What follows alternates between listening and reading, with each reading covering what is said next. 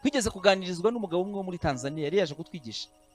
Aratubwira ngo iwabo muri Tanzania bararuga cyane. Aratubwira ngo yabaga muri timu y'abarozi barugaga igihugu cyose. Aravuga ngo kugira ngo baroge babanzaga kumenya amakuru y'abantu bizera Imana ngo bamenye uko bahagaze muri iyo misi. Basanga bari mu bihe byo gusenga bakavuga ati muretse, bakategereza mu misi mike bacogoye kubera utuntu bagendaga babateza tw'uburangare. Twabimenyaga gute? Ngo bajyaga bohereza ubunyobwa bukajya gutata, ubunyobwa busanzwe abantu barya. Imbaraga za Satani zibaho, bakamenya amakuru Satani abaza urwego uhagazeho. Hari umuntu utajya umutera ubwoba rwose, kandi agira ngo babwire ko abantu bose bakorera Satani bemezwa n'ibimenyetso.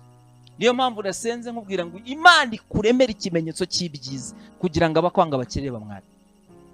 Nta kintu na kimwe Farawo yigeze yemera atabonye ikimenyetso. Imana ikuremeye ikimenyetso cy'ibyiza, nibwo abantu batangiye kwanga akorana nayo kabisa. Bibiliya ivuga ngo ba Pawulo bajyaga bakoresha imbaraga z'ibitangaza, ba Petero bakazura abantu, bakabanga Imana iri kumwe nabo. Ubundi utegeza ko abantu bazanwa n'iki mu rusengero? Baba baje kureba imbaraga z'Imana dusenga.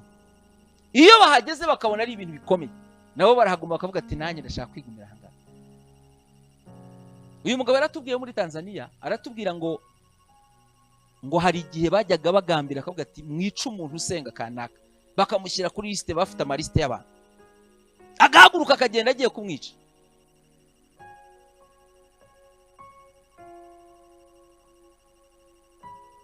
Bahagera ngo bagasanga iyo nzu ye irimo irakiragurumana, bagataha bavuga ngo ngo twasanze ngo hari umuntu wadutanze atwika inzu, bose bahiriyemo. Gaca mu gitondo bajya ku isoko kuko babagara abaturage, burya umwanzi wawe ntago aba kure yawe. Bagera ku isoko bagasanga wa muntu arimo arahaha anezerewe, bakamukurikira bati se kinzu yahiye akaba ari guseka. Bagera mu goro bagasanga yanzira cyari nzima. Hari umuriro w'Imana ugendana natwe, hari ubudahangarwa bugendana natwe, hari umugisha ubana natwe.